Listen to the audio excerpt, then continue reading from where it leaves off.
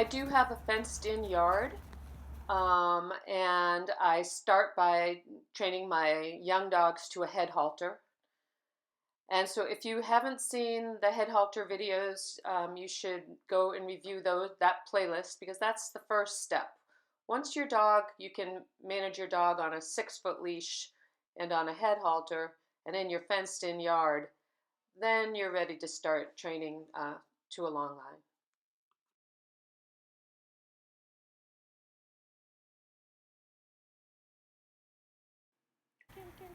When dogs are young, they often follow us around, and we can take advantage of that by playing games with them and getting them to focus on us. Because as they get older and their vision and hearing and sense of smell develop, they're going to start to be more interested in the wild world. You have to realize, even though they're following you around as a puppy, you want to cultivate that and grow it, because as an adult, they might just take right off on you.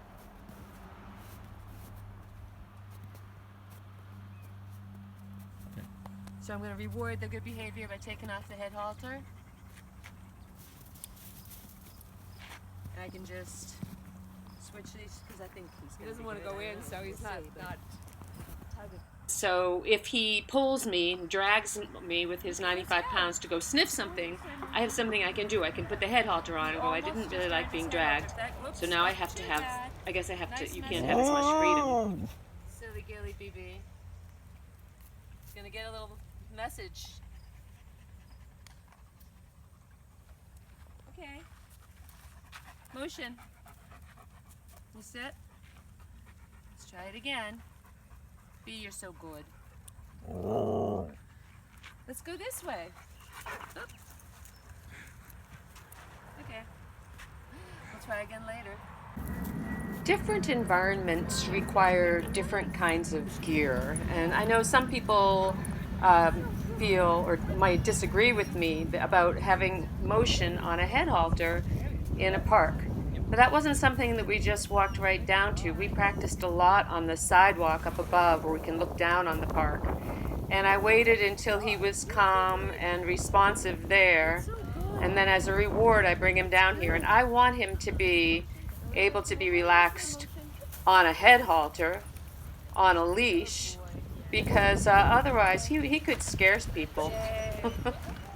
This is an example of a day when motion he did not earn going down to the beach. I walked back and forth on this little sidewalk area, and as you can see, he was being a handful. He was just so excited. It was extremely cold. And so that was a different habitat for him, to be able to control his emotions in the extreme cold, where there was that beautiful space where he could run and warm right up. He was just too excited. So no, we just went back to the car. We trained back and forth on the sidewalk, and then I went and put him in the car.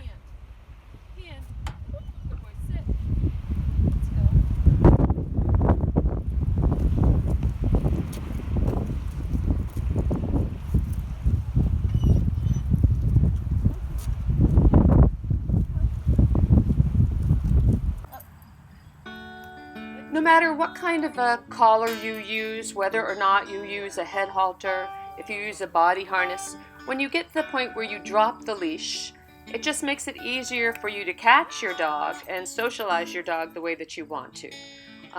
Whether it's just a dropped leash and you're in a small yard with a shy little dog like this one, or whether you have a 100-foot long line out in the field.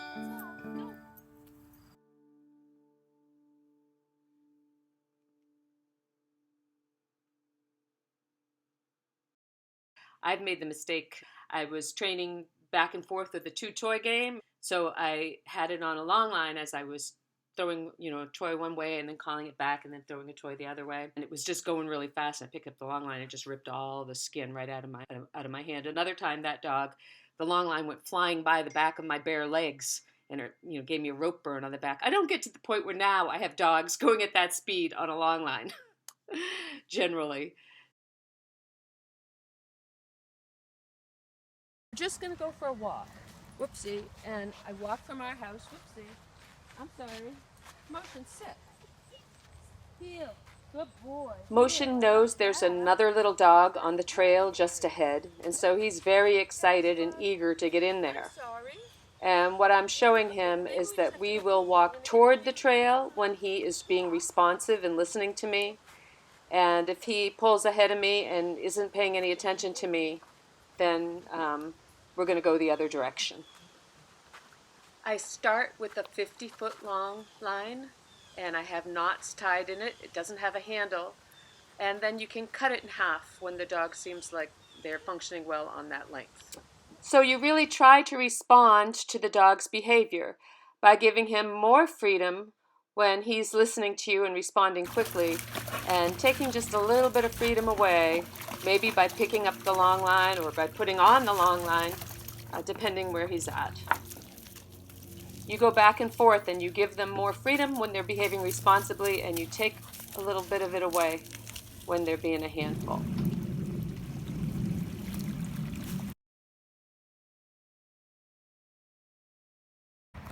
Sometimes you have to go back 2 steps and put on the head halter and a 6-foot leash because the dog is just being too excited and he isn't functioning well on a long line. Other times you find you don't need a long line at all, and that can depend upon a lot: the season of the year, what the deer are doing in the woods, where you are, and it can really vary from winter through spring and fall. So you have to be able to read your dog's body language and really know what your dog needs at that moment. I made mistakes with Tiger Lily when she was little, and I gave her too much freedom, and so she learned to take off hunting on me. But when I got B was a big help because B would go and gather up Tiger Lily for me and prevent her from taking off.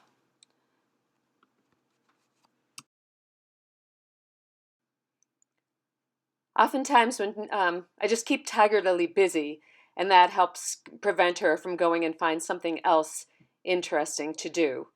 But sometimes if you're just trying to go for a walk in the woods and you aren't really focused on your dog, having a long line on the dog helps the dog focus better on you.